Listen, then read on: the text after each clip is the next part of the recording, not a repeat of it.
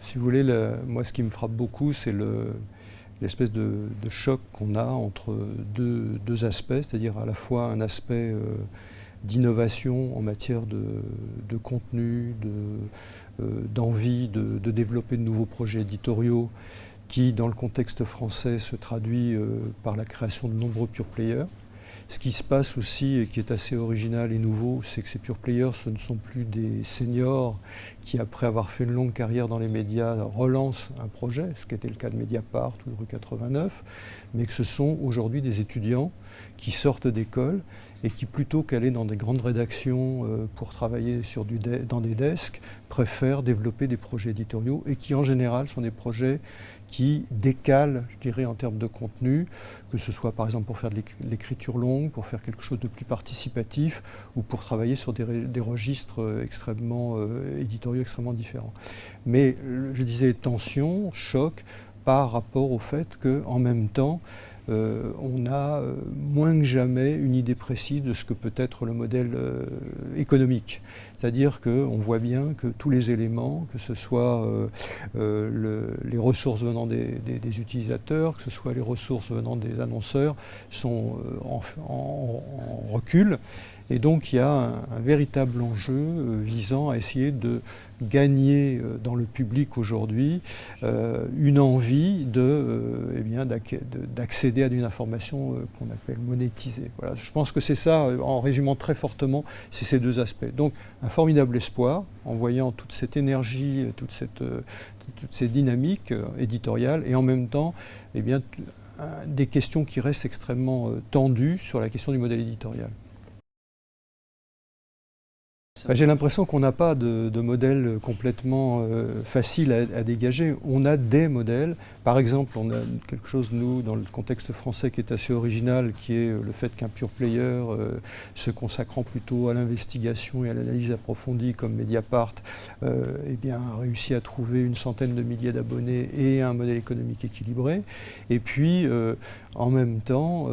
effectivement, on a à l'autre bout, si vous voulez, des titres qui commencent à effectivement dégager quelque chose qui paraît plus vertueux et qui sont souvent, je dirais, des titres importants comme Le Monde, Le Figaro ou Les Échos. Et là, on voit que c'est en associant de l'éditorial traditionnel, c'est en innovant en matière de numérique et en trouvant des formes d'abonnement ou de paiement à unité et en même temps en créant ce qu'on pourrait appeler du service en plus. Alors dans le cas du Figaro, c'est très très diversifié, c'est les petites annonces, c'est du commercial, etc. Dans le cas du Monde, ce sont des services qui sont plus liés à des domaines éditoriaux. Donc ça, c'est, si vous voulez, alors c'est à la fois intéressant et prometteur, mais ce qui me frappe aussi, c'est que à chaque fois, c'est vis-à-vis de publics qui ont des pouvoirs d'achat importants, qui sont de gros consommateurs d'informations, qui ont un fort niveau d'éducation, où on voit qu'il y a une espèce de trou qui est en train de s'installer, c'est, on dirait, vis-à-vis du public de masse. Et ça, c'est quelque chose qui est un vrai défi pour les sociétés démocratiques. Si vous voulez, je crois qu'il est en train de se passer dans les écoles de journalisme quelque chose d'extrêmement important, c'est-à-dire qu'on voit bien que là où hier les jeunes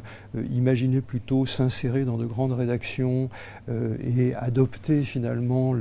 les modèles, les manières de travailler, les références des grandes rédactions, aujourd'hui ils sont face à un double défi, c'est-à-dire un premier défi qui est éventuellement d'imaginer eux-mêmes des formules éditoriales et de prendre des initiatives éditoriales, éventuellement en créant leur propre titre. Alors c'est pas évident, mais on voit que dans certains pays, en tout cas dans le cadre français, c'est assez fort. Et puis le deuxième défi, c'est qu'ils doivent imaginer qu'ils vont arriver dans des rédactions où ils vont être un petit peu des évangélisateurs, c'est-à-dire des gens à qui on va à la fois leur demander de faire beaucoup de travail, notamment d'innovation, d'expérimentation de nouveaux types de contenu numérique, et en même temps, ce qui peut paraître paradoxal, c'est un renversement. Là, ce ne sont plus les anciens qui apprennent le métier aux jeunes. Ils vont souvent être obligés d'amener des gens qui ont un peu des réticences, une certaine lenteur, des réflexes plus lents pour évoluer, et bien les amener à intégrer